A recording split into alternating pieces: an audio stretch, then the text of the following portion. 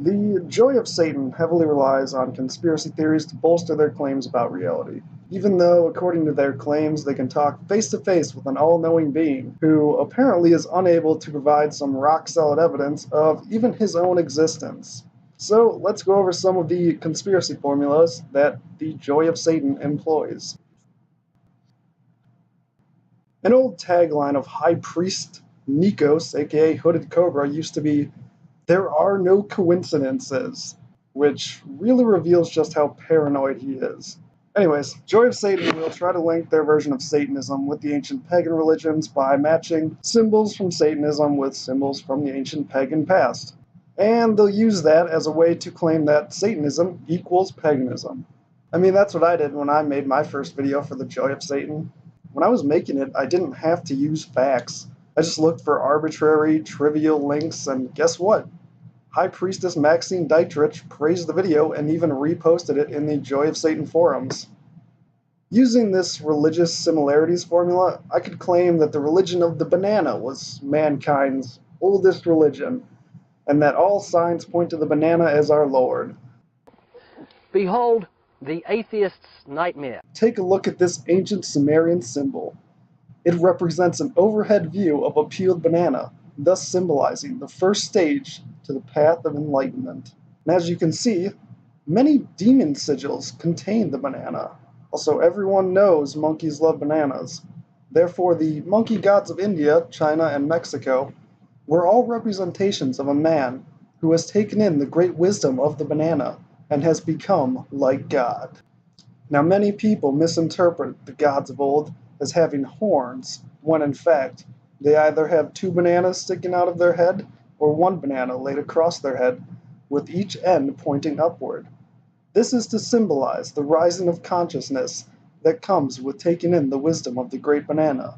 And this is why modern religions have labeled the horned god as evil. They want to keep you away from knowing the truth about the great banana. And lastly, what biological evolutionists fail to mention is that if apes never ate the banana, then we would have never evolved into humans.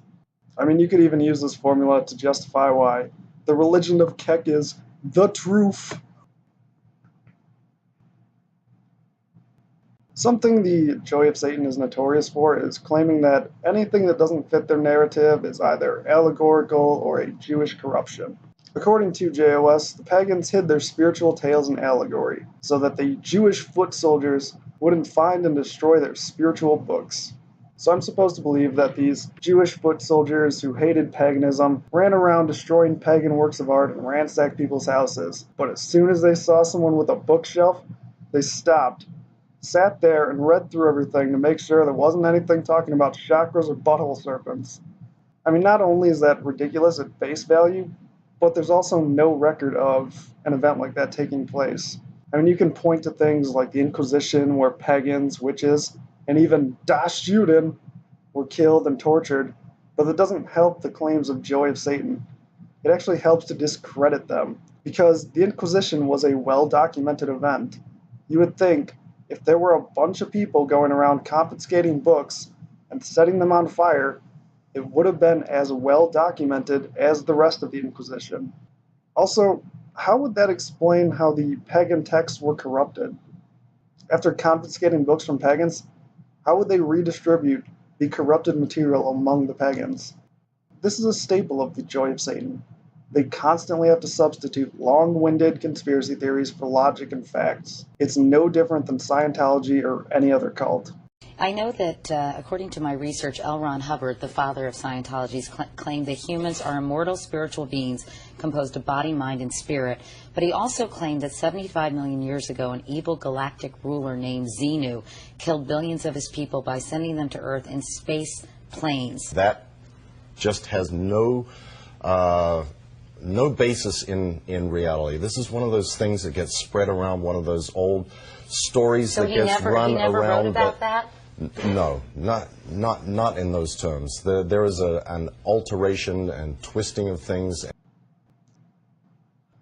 Anti-Semitic conspiracy theorists are living proof of the horseshoe theory. They'll see regressives and social justice warriors blaming all the world's problems on white people. And their reaction is, This problem is because of the Jews. And in the same way that regressives bring up slavery to justify why white people are evil, the anti-Semites bring up communism and how Karl Marx was Jewish to justify why Jews are evil.